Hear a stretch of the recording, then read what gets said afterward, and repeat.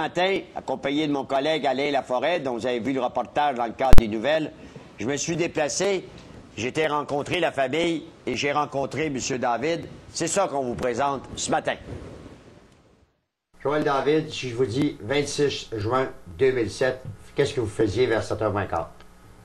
Vers 7h moins quart, j'étais à l'extérieur, puis je prenais quelques bières avec mes amis. Tout se passait bien, tout était tranquille. Avez-vous pris votre voiture à un moment donné? Oui, j'ai pris mon véhicule. Qu'est-ce qui s'est passé? J'ai eu un accident, j'ai accroché un véhicule, là, vraiment légèrement, puis après ça, l'autre véhicule qui était un petit peu plus endommagé. Celui-là, il est allé heurter le bumper du véhicule qui était en avant. À ce moment-là, est-ce que vous êtes descendu de votre voiture? Oui, je suis descendu de mon véhicule, je suis allé voir pour constater les dégâts. Avez-vous vu arriver des voitures de police? Oui. Qu'est-ce qui s'est passé? Plus ou moins. Ce que je me souviens, c'est qu'ils m'ont demandé de monter dans le véhicule. Je suis monté dans le véhicule. C'est à l'arrière. Au moment où on vous demande de monter dans le véhicule, est-ce que vous êtes en train de jaser avec des gens dont leur véhicule a été endommagé? Oui. Vous montez dans la voiture.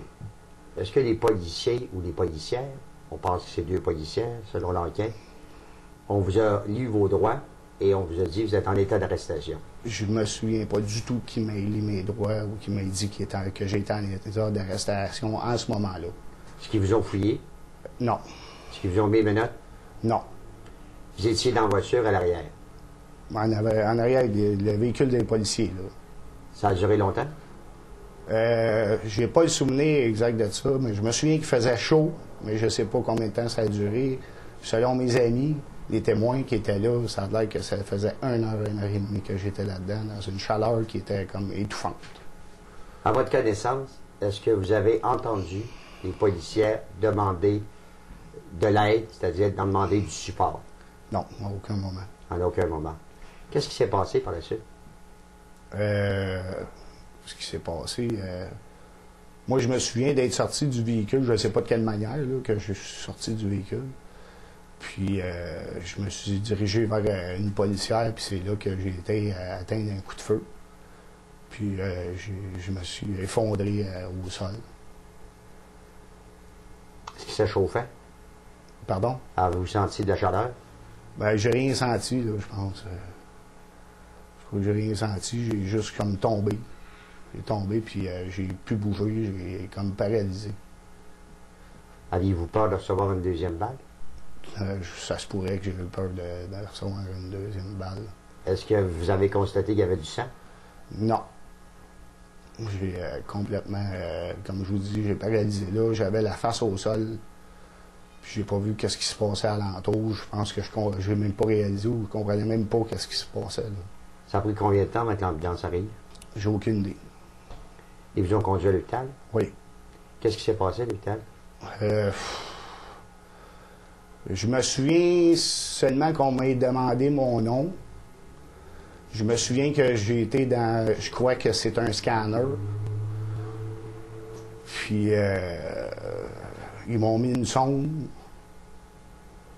Puis, c'est pas mal tout ce que je me souviens à l'hôpital. Est-ce que des policiers sont allés vous voir à l'hôpital? Des policiers, oui, de la SQ le lendemain après-midi. Qu'est-ce qui s'est passé quand les policiers sont allés vous voir? Est-ce qu'ils vous ont lu vos droits? Est-ce qu'ils vous ont dit que vous êtes en état d'arrestation? Oui. Les policiers de la SQ, oui. Ils m'ont lu mes droits. Ils m'ont demandé si j'avais compris. J'ai dit oui. Puis ensuite, ils m'ont questionné sur qu'est-ce qui est arrivé. Vous avez fait une déclaration? Oui. Vous l'avez signée? Oui. Est-ce qu'à un moment donné, on vous a dit, avez-vous besoin de la présence d'un avocat? Oui. Qu'est-ce que vous avez répondu? Je me souviens pas que j'ai répondu. Là. En aviez-vous un avocat? Non, j'avais pas d'avocat. Pas d'avocat. Avez-vous eu peur de mourir cette journée-là? Oui. C'est sûr. C'est sûr. Vous êtes conscient que si la balle avait touché à peu près 1,5 pouce, 2 pouces, vous auriez probablement été touché à la colonne? Oui. Vous êtes accusé d'avoir conduit un véhicule en état d'ébriété, d'avoir résisté à votre arrestation, voie de fait envers un agent de la paix. Vous êtes conscient de ça? Oui. Avez-vous des antécédents judiciaires?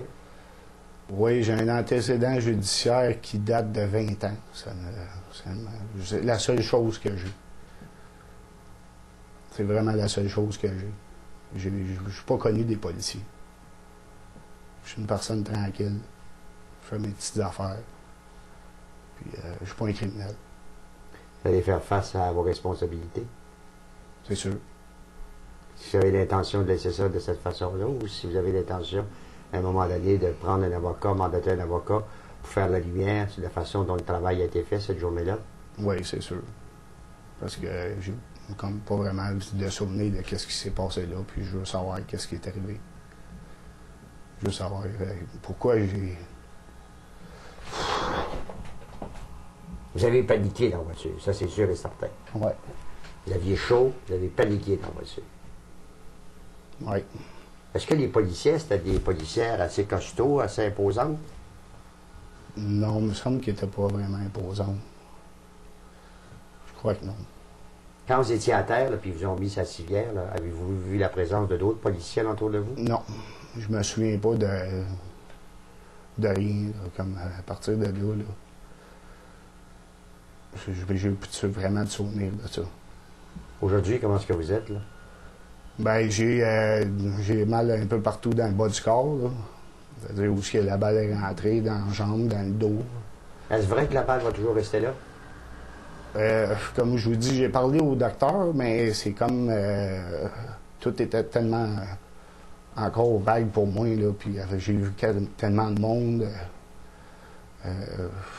Je me souviens pas exactement. Là. Je crois qu'il me semble qu'il m'a dit qu'il l'enlèverait pas, parce que ça pouvait être dangereux. C'était moins dangereux de la laisser là que plutôt d'aller la sortir de là. Merci. Ça me fait plaisir. Alors, c'est pas dans le but de faire le procès de qui que ce soit, mais ça a changé. Aujourd'hui, c'est plus difficile d'avoir de l'information émanant des forces policières, mais heureusement, le public et des gens souvent impliqués dans des incidents osent pas, osent, communiquent avec les médias d'information.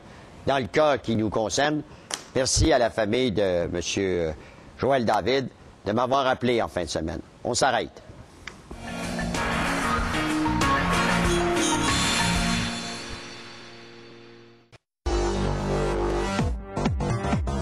Play with me. Revolution. You and I.